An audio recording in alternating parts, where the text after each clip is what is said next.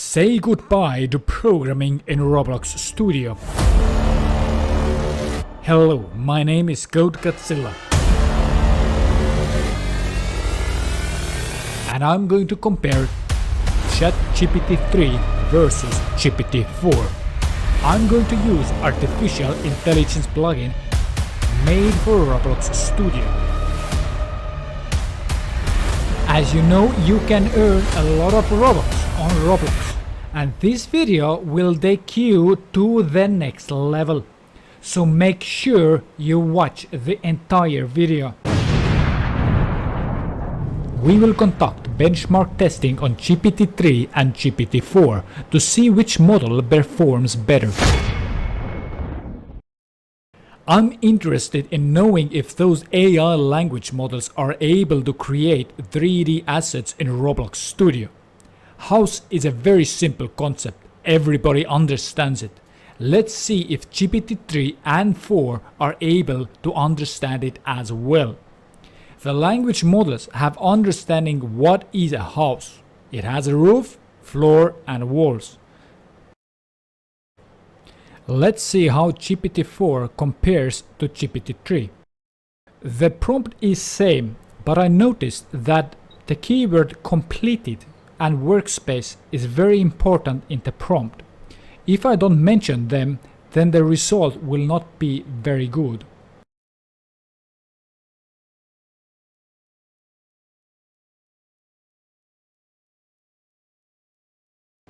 And we can see that GPT-4 had a better result, because my character is able to fit inside of the house.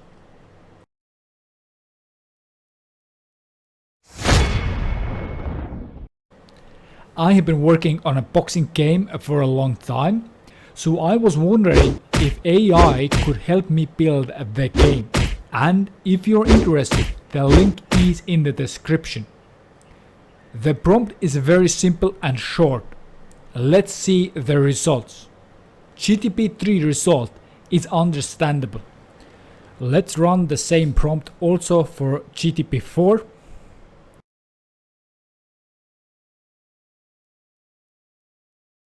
GPT-4 result is quite weird. I really don't get it, what it was trying to do here.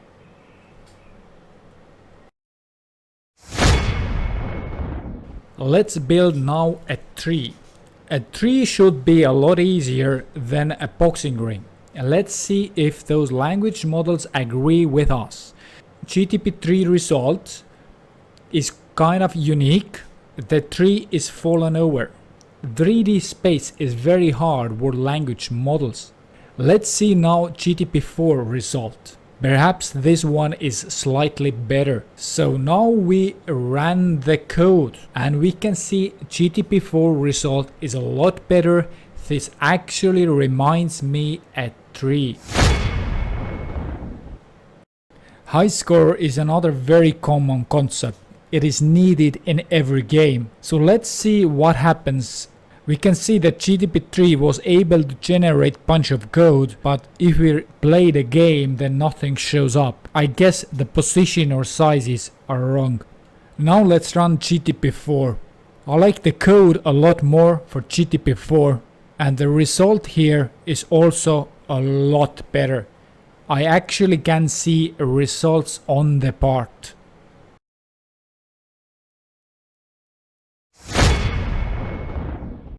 Well, we cannot escape mocking data. So I want to create an object which has name, damage and health and also a funny name.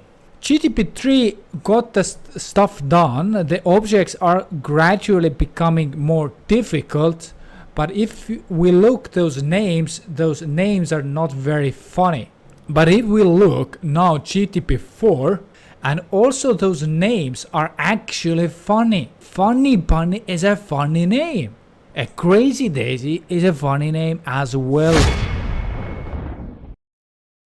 Oh boy, storing data is a very difficult concept. So if AI could help us out here, it would save us a lot of time and headache. Let's see the result of GPT-3.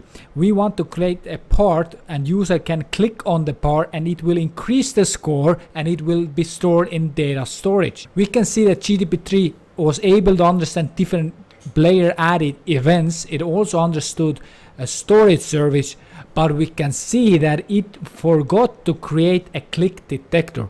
It only created a part. That is a pretty big mistake, but it got quite a lot right. Let's see the results. If there is no click detector and the part did not have a position or size, it will not show up. So let's see GPT-4 result now. It's exactly the same prompt. GPT-4 is a little bit slower, but you don't see it because I cut it out in my video editing process.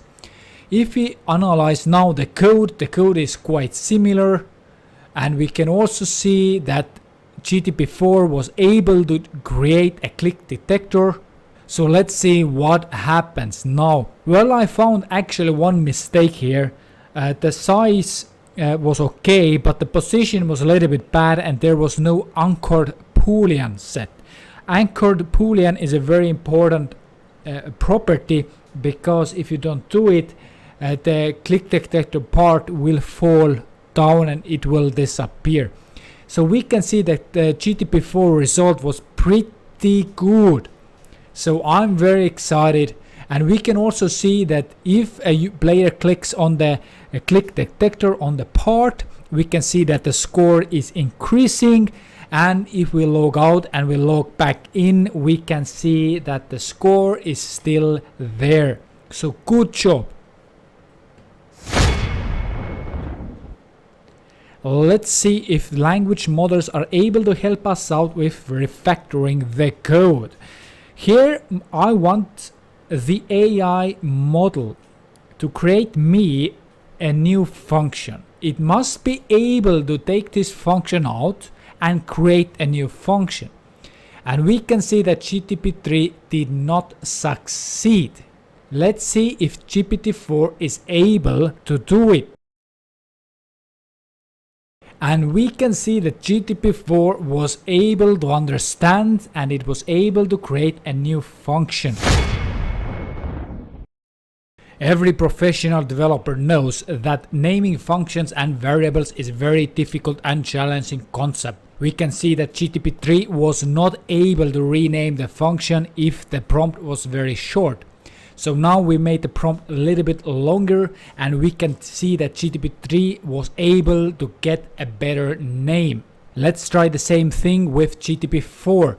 If the prompt was short, it was able to give a new function name, but the name is not perfect. So let's try to get a better name. And we can see the second function name is a lot better. It precisely communicates the purpose of the function. And for the last example, let's try something new. Let's try to make a semantic bug and let's see if artificial intelligence tools are able to find that bug. In my professional life, I have noticed that most of my time goes to debugging. So if GPT-3 and GPT-4 are able to solve the problem, it would be a huge saver for all of us. Here you can see a new view, the plugin that I have made, and it's available on the marketplace. This also has a detailed view. In the detailed view, the user can change the prompt, it can select text, and it can see the answer.